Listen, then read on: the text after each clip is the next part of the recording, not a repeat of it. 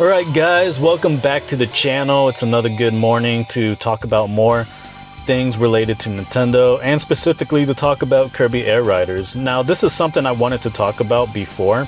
I wanted to talk about this before the second Kirby Air Riders presentation, but we didn't have any confirmation if there was going to be a story mode other than that post ending of the first presentation where you get that mysterious character who falls from the sky, and he's all dark, and he's got one blue eye that's just lit up.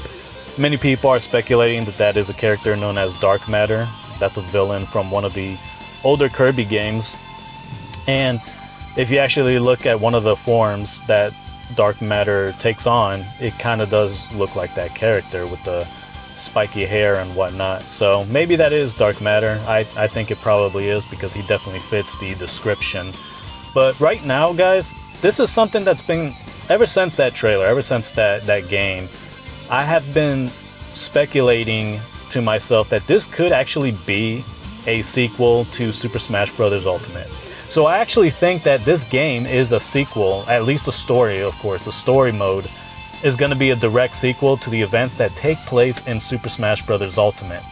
Now, the reason why, of course, is, for one, Kirby was actually the hero of that game. If you guys remember playing the story mode of Super Smash Bros. Ultimate, where all of these giant, crazy and evil hands or whatever come, they start turning all of the main characters into statues. They turn Mario into statue. They turn Zelda, Link. They turn all of these characters, right, into statues. But Kirby is the only one who gets away.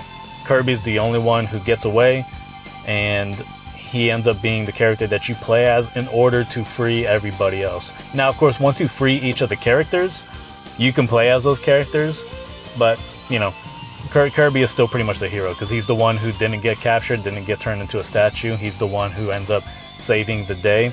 And even though, we don't really know who ends up beating the final bosses of the game, because it depends on who you play as, I think it's safe to say that, Kirby is the hero, and he's the one who saves the day ultimately. So I would think that this game might be a direct sequel to the events that take place. Now, even though the main villain at first was, all of those giant hands, Master Hand, Crazy Hand, and I think there was a giant light entity known as Galeem.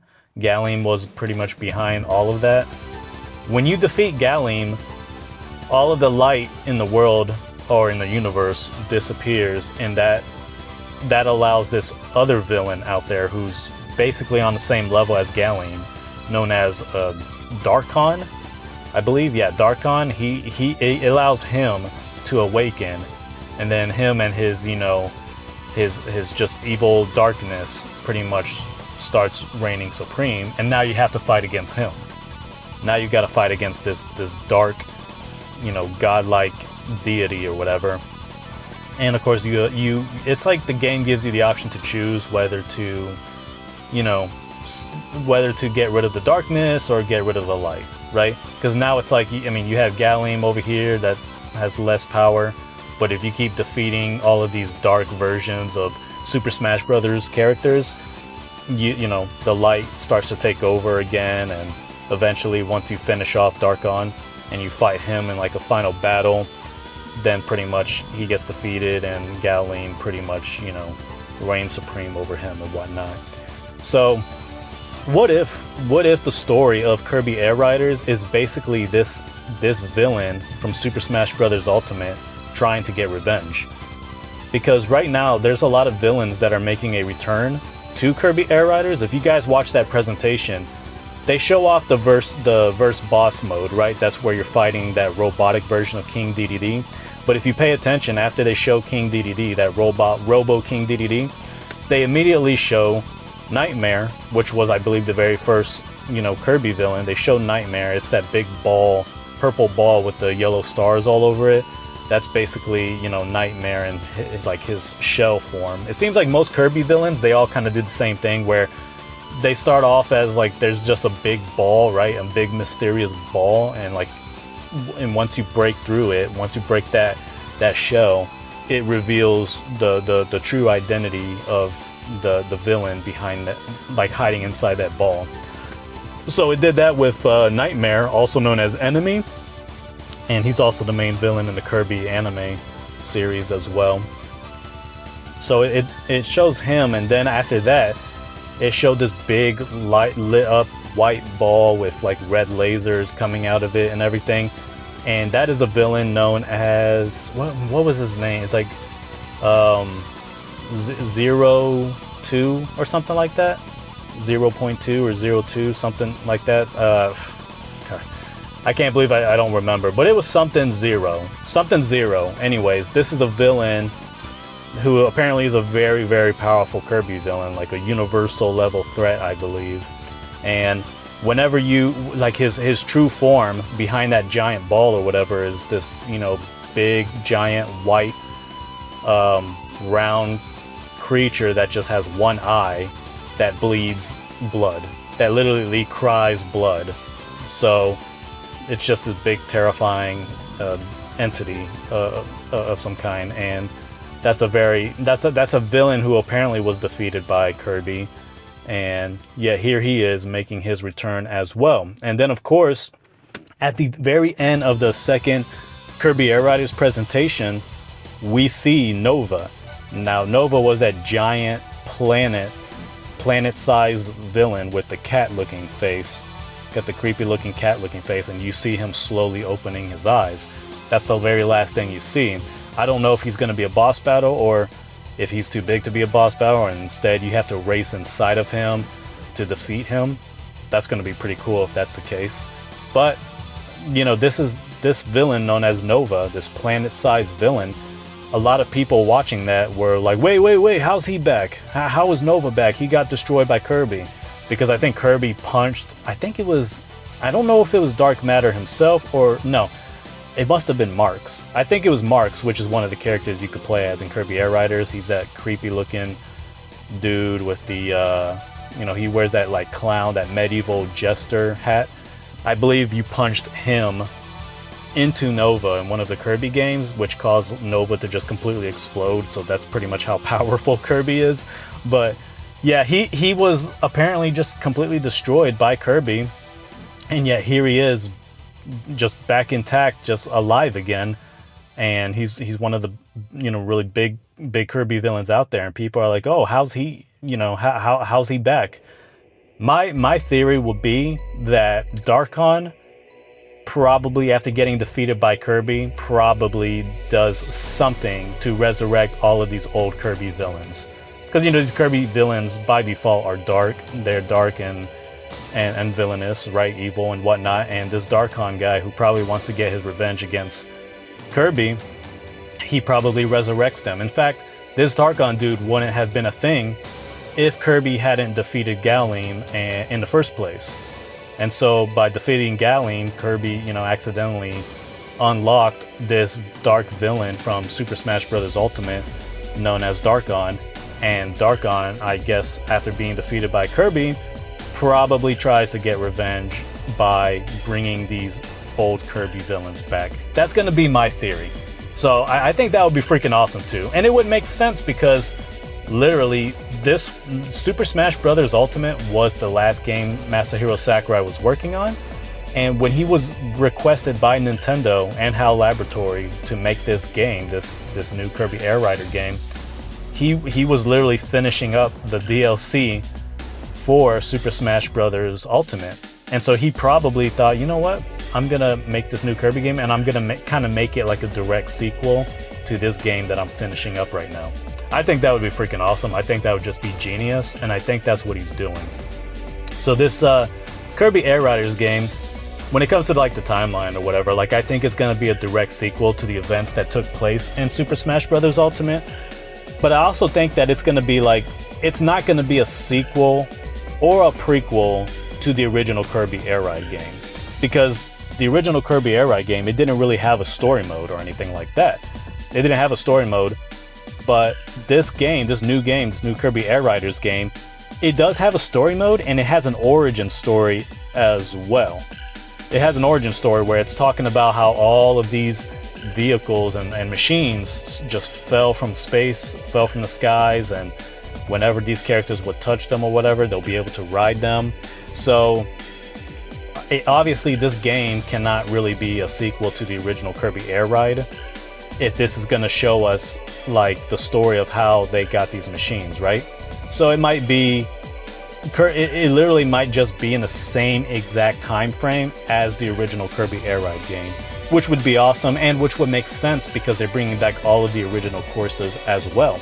They're bringing back Top Ride also. So it would make sense that this game is basically in the same time period as the original Kirby Air Ride game, which is just awesome to me.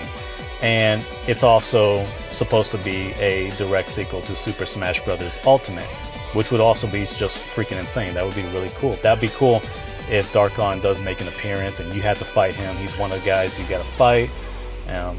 So yeah, I'm wondering though how many of the Kirby villains are gonna make their return, because again, they showed us a few, and it's really big major villains. Okay, Nightmare, .002 or whatever he's called, the Nova guy at the very end.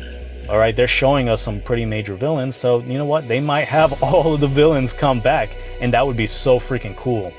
You're going through boss mode or whatever, and you're fighting against these villains, and they just get harder and harder depending on which one is canonically, you know, the most powerful. Now, according to most, you know, Kirby experts, I think the most powerful villain is Void Termina. And that's because Void Termina, he was literally born of the same god that Kirby was born from. And that same god being a character named Void. So Void is like the god of the Kirby universe. And born out of him was Kirby and Void Termina. And Kirby, of course, being like the happy, positive version, and Void Termina being the very dark and evil version. And many people say that he is the most powerful of all Kirby villains. A lot of people also talk about Magolor being an extremely powerful Kirby villain, but in this game you play as Magolor. He's one of the playable characters, and yeah, I'm not sure if there's going to be any fighting against Magolor himself if he's one of the playable characters. Maybe he is. Maybe he's going to be one of the bosses, and you know, he's going to be on his, you know, his spaceship. I forget what he calls it. What was that Magolor spaceship called again? It wasn't it called like the... Man, what was it called? Like some kind of like... I don't remember. Anyways, it has a pretty cool name. But Magolor, he might be a character you could only unlock after defeating him. Who knows? That would be really cool. That would be really cool. And maybe all the other Kirby villains, you know, you only get to play as them once you defeat them in this road trip story mode. So I'm really excited for this game, guys. I'm really excited. I do think it's going to be in some way a direct sequel to Super Smash Bros. Ultimate. It definitely seems to be either a prequel or just on the same exact time period as the original Kirby Air Ride game. I think that's what it's going to be. And I can't wait to see all of the villains. Now, if there are any Kirby experts and Kirby enthusiasts out there who are extremely well known with the lore, who know everything about Kirby, the lore and everything, all the characters, all the villains, please leave comments in the comment section below and tell me, educate the rest of us on about these Kirby villains, and who do you think is going to make their return? How many Kirby villains are there? Because there's a lot. Some people have the misconception that one of the Kirby villains is that tree, which, yeah, he's one of the Kirby villains, but he's just a big old tree that's usually easy to beat. He's not really that serious of a villain. Like, he's never really like the main villain of a Kirby game. He's usually just one of the first guys that he's one of like the first bosses that you fight. So that's a big misconception, I guess, among people who aren't really well familiar with the Kirby franchise. But I want to know who are all the big powerful villains, and do you think they're all going to come back? I mean, if they have, you know, Enemy, aka Nightmare, 02 or .0, whatever his name is. I hate the fact that I'm not remembering his name right now. Something 02 or whatever. I think it's 02. Zero Two coming back, and then Nova. Like, they're having so many of these big villains coming back. Do you think that every single Kirby villain is gonna come back? You know, maybe not all of them, like that cheetah or whatever from Kirby and the Forgotten Land. Like, I don't see her being like a villain, but I do see the big giant gorilla coming back or whatever, because he's like a really big villain to fight. The big lion, I forget his name, damn it, forgive me, but yeah, I forget the name of that lion, that big lion dude. He was another strong one. What about there's the villains from like Planet Robobot, Kirby Planet Robobot, which I'm playing through, by the way, on my 3DS. Like, I literally bought the game for the 3DS like months ago, just, you know, in lead up to this game. There's that villain. Man, there's just so many freaking Kirby villains out there. It's insane. And a lot of them are just insanely powerful too. They're like universal level threats, literally universal level threats. They are just that big and that dangerous. Even Magolor himself, I believe, was capable of taking over the entire universe. So I really can't wait for this game, guys. Let me know what you guys think about this. Do you think that this game will be a direct sequel to Super Smash Bros. Ultimate? Do you think every single villain is going to make his return? Do you think Darkon is going to be behind all of this? Do you think we might get... I don't know if we're going to get cameos from other games or whatever. No, I think it's all going to be Kirby characters. Do you think every single Kirby character is going to be in this game? I think so. I definitely think so, because you know what? Super Smash Bros. Ultimate, Sakurai was able to jam-pack that game with so many characters, and characters from other video games. That's much harder to do than just characters from that specific game. Characters that are only owned by Nintendo and HAL Laboratories. So I can see him easily bringing every single Kirby character as a playable character in this game, every single villain. Again, that's something that is way easier to do than like the big crossover game where you're getting characters from Final Fantasy, Metal Gear Solid, and all these other third-party games, right? All these other third-party studios. So I think Masahiro Sakurai he's gonna make this the ultimate love letter to Kirby fans. He's gonna bring all the Kirby fans, because don't forget, Masahiro Sakurai, he stopped making Kirby games after the original Kirby Air Ride game. It was after the original Kirby Air Ride game that he just started focusing on making Super Smash Bros. Games. And this, so many people have wondered if he actually even loves Kirby anymore, in the sense that he even loves like all of the Kirby characters that have been invented and created by HAL Laboratory ever since he departed from HAL Laboratory and started his own, development studio called Sora. So, obviously, Masahiro Sakurai thankfully proved everybody wrong, showing that he does love Kirby. Kirby is still his little baby, and he's showing everybody that he actually loves the new Kirby characters as well. He's bringing back everybody, even the new characters from Kirby and the Forgotten Land.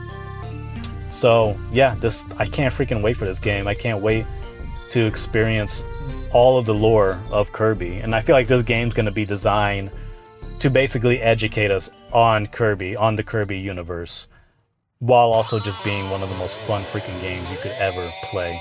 This is going to be the best game of 2025, guys. I still want Donkey Kong Bonanza to win Game of the Year, just for the simple fact that I am a Donkey Kong fanboy. He's always been my favorite character. Ever since I was like just a freaking toddler crawling on the floor, I remember seeing him on the original Mario Kart cover of the original Mario Kart game.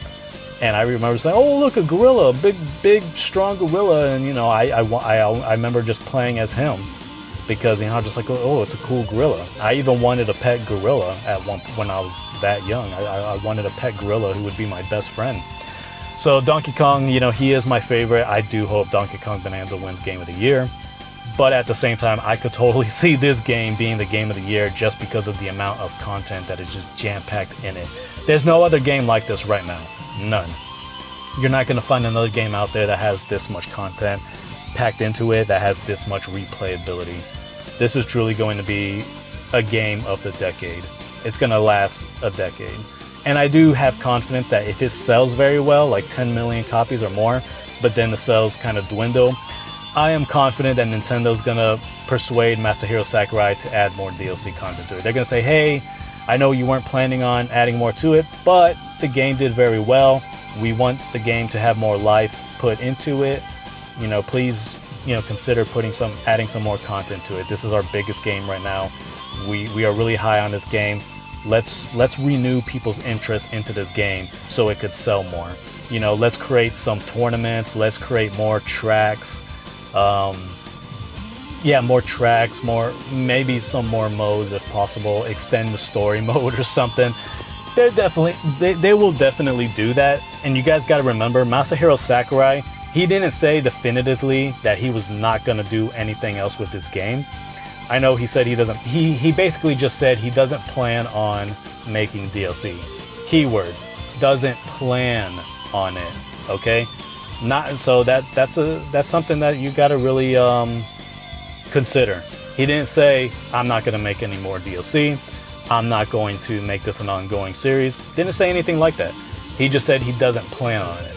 So that means there's still a chance that could change. That could easily change. And I think Masahiro Sakurai is one of those guys saying, yeah, I put everything into this game, so I don't really plan on adding more. And he ends up adding more. I believe that's what he did with Super Smash Bros. Ultimate, which is just so freaking awesome, you know. And, you know, if Nintendo really loves the game, they're going to pay him. They're say, hey, we'll pay you a lot right now to add more to this game.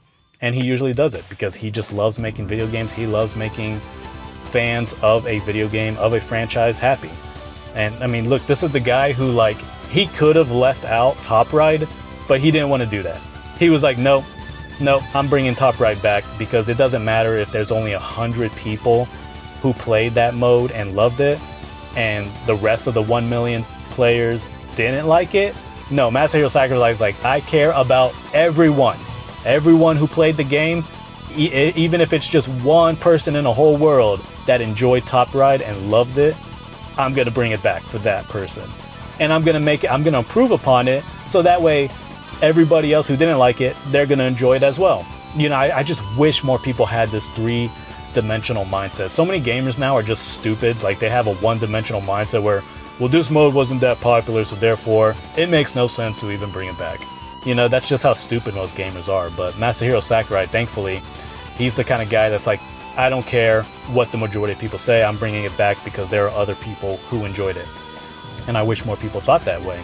So yeah, God bless Masahiro Sakurai. What a great guy, what a legend. Truly the Hercules of the video game pantheon.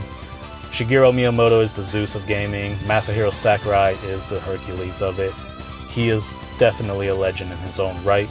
He's one of the best today. He's way better than that piece of crap Hideo Kojima. Let's just say that, all right? Let's not beat around the bush. Hideo Kojima absolutely sucks. He's a bum. He makes cinematic experiences, and that's it.